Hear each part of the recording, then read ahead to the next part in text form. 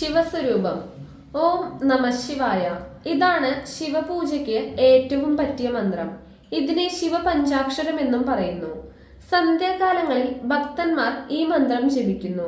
ശിവന് നമസ്കാരം ഭവിക്കട്ടെ, അതായത് നമ്മൾ ശിവനെ നമസ്കരിക്കുന്നു എന്നതാണ് ഇതിന്റെ അർത്ഥം. മാതാപിതാക്കന്മാരെ എല്ലാവരും വന്ദിക്കുന്നുണ്ടല്ലോ. ശിവൻ സകലരുടെയും പിതാവാണെന്നും ശാസ്ത്രങ്ങൾ ഘോഷിക്കുന്നുണ്ട്. കാളിദാസ മഹാകവിയും ശിവനെ ലോകപിതാവായി വാഴ്ത്തി വന്ദിക്കുന്നു. ശ്രീ ശങ്കരാചാര്യ സ്വാമികളും ശിവനെ പിതാവായി വർണ്ണിച്ചിട്ടുണ്ട്. വൈക്കത്തപ്പൻ, പെരുന്തൃക്കോവിലപ്പൻ എന്നെല്ലാം നമ്മൾ ഭക്തിപൂർവം വിളിക്കുന്നതും ഇതിനെ വെളിപ്പെടുത്തുന്നു. ശിവനെന്നാൽ മംഗളസ്വരൂപി. അമംഗളമായ യാതൊന്നും അദ്ദേഹത്തെ ബാധിക്കുകയില്ല. സ്ഫടികമണി പോലെ സ്വച്ഛവും നിർമ്മലവുമാണ് ശിവന്റെ ദേഹം. എന്നാൽ അദ്ദേഹം ശിവൻ മാത്രമല്ല, ശങ്കരനുമാണ്. ശങ്കരൻ എന്നതും ശിവന്റെ പ്രസിദ്ധമായ ഒരു പേരാണല്ലോ. അതിന്റെ അർത്ഥം മംഗളത്തെ ചെയ്യുന്നവൻ എന്നാണ്. ഒരു പിതാവ് സ്വസന്താനങ്ങളുടെ നന്മയെ എപ്പോഴും ആഗ്രഹിക്കുന്നു, അതിനുവേണ്ടി സദാ പരിശ്രമിക്കുന്നു. അതുപോലെ ലോകപിതാവായ പരമശിവൻ ലോകത്തിലുള്ള എല്ലാവരുടെയും ഗുണത്തെ ആഗ്രഹിക്കുന്നു, ലോകത്തിന് ഗുണം ചെയ്യുന്നു. ശിവന്റെ മറ്റൊരു പേര് വിശ്വനാഥൻ എന്നാണ്. കാശി ക്ഷേത്രത്തിൽ ഈ പേരിലത്രേ ശിവൻ അറിയപ്പെടുന്നത്. വിശ്വനാഥൻ എന്നാൽ സകല ലോകങ്ങളുടെയും നാഥൻ, യജമാനൻ. കാശി വിശ്വനാഥനെ ഗംഗാജലവും പുഷ്പവും മറ്റും കൊണ്ട് സകലർക്കും പൂജിക്കാം. സ്വസന്താനങ്ങളായ ജീവികളോടുള്ള കാരുണ്യം മൂലം എല്ലാവരുടെയും പൂജ ശിവൻ സ്വീകരിക്കുന്നു. ഇങ്ങനെയുള്ള വാത്സല്യം കൊണ്ടാണ് ശിവൻ പരമേശ്വരനായത്. പരമേശ്വരൻ എന്ന ശബ്ദത്തിന്റെ അർത്ഥം പരമനായ ശ്രേഷ്ഠനായ ഈശ്വരൻ എന്നാകുന്നു. ശിവനേക്കാൾ കാരുണ്യം കൂടിയ മറ്റൊരു ദേവനില്ല. പാലാഴി മദനം നടന്നപ്പോൾ കാളകൂട വിഷം പൊങ്ങി വന്നു. സകല ലോകത്തെയും നശിപ്പിക്കത്തക്ക ശക്തിയുള്ള വിഷമാണത്.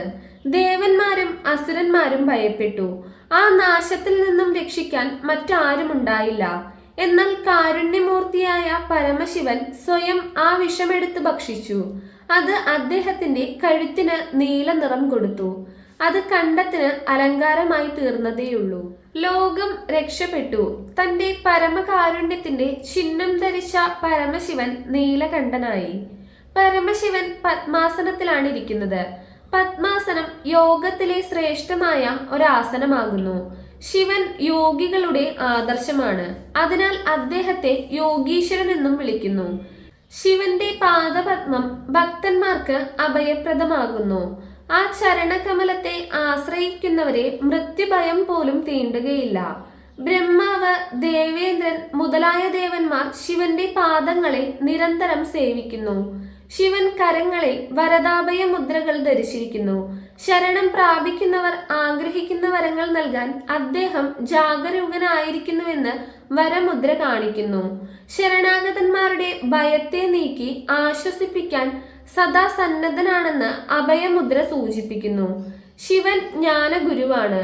അതുകൊണ്ടാണ് അദ്ദേഹത്തിന് 3 നയനങ്ങളുള്ളത്. 3 കാലങ്ങളിലെയും ജ്ഞാനം ശിവന് സ്വതസിദ്ധമാണ്. ലൗകിക ജ്ഞാനത്തിന് പുറമെ ആധ്യാത്മിക ജ്ഞാനവും എന്നും അദ്ദേഹത്തിന് ദൃഢമായിരിക്കുന്നുവെന്നും ഈ മുക്കണ്ണ് സൂചിപ്പിക്കുന്നു. ശിവന്റെ പഞ്ചമുഖങ്ങളും ഇത് തന്നെ കുറിക്കുന്നു. ജ്ഞാനഗംഗയെ ശിവൻ സ്വശിരസിൽ സർവദാ ധരിച്ചിരിക്കുന്നു. സൂര്യൻ, ചന്ദ്രൻ, അഗ്നി മുതലായവയും ശിവന്റെ തേജസ് കൊണ്ടാണ് പ്രകാശിക്കുന്നത്. അദ്ദേഹം ചന്ദ്രചൂടനാണ്. സ്വതേ നിർമ്മലനായ കർപ്പൂരകാന്തിധവളനായ ശിവൻ ഭസ്മഭൂഷിതനുമായിരിക്കുന്നു. ഏതു വസ്തുവും ദഹിച്ചു പോയാൽ അവശേഷിക്കുന്നത് ഭസ്മമത്രേ. ആ ഭസ്മത്തെയാണ് ശിവൻ ദേഹത്തിൽ പൂശിയിരിക്കുന്നത്. ശ്മശാനത്തിലാണ് ശിവന്റെ വാസം.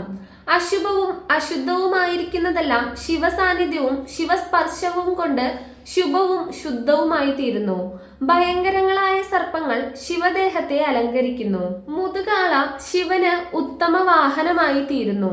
ഭൂതപ്രേതാദികൾ ശിവഗണങ്ങളായി ഭവിക്കുന്നു. ഏതു മാലിന്യത്തെയും ശുദ്ധീകരിക്കാൻ ഗംഗാ നദിക്ക് സാധിക്കുന്നു. അതുപോലെ ഗംഗാധരനായ ശിവനും സകല മാലിന്യങ്ങളെയും പാവനമാക്കുന്നു. ആനന്ദമഗ്നനായി ശിവൻ നൃത്തം ചെയ്യുന്നു. ആ താണ്ഡവ നൃത്തത്തിൽ ലോകങ്ങൾ സൃഷ്ടിക്കപ്പെടുന്നു, സംഹരിക്കപ്പെടുകയും ചെയ്യുന്നു. ശിവതാണ്ഡവം ദർശിക്കുന്നത് ദേവന്മാരും ഋഷികളുമാണ്. അങ്ങനെ ഒരിക്കൽ ദർശിച്ചിട്ടാണ് പാണിനി മഹർഷിക്ക് അക്ഷരജ്ഞാനം ഉദിച്ചതെന്നാണ് കേൾവി. ആ അക്ഷരങ്ങൾ തന്നെയാണ് നമ്മൾ വിദ്യാരംഭത്തിൽ ഉപയോഗിക്കുന്നത്. ശിവകൃപയാൽ പാണിനി മഹർഷി അത്യുത്തമമായ സംസ്കൃത വ്യാകരണം രചിച്ചു. വിദ്വാൻമാരെ എന്നും ആഹ്ലാദിപ്പിക്കുന്നതാണ് പാണിനീയം. വേദത്തിലെ പല ഭാഗത്തിലും ശിവമഹിമയെ കീർത്തിച്ചിട്ടുണ്ട്.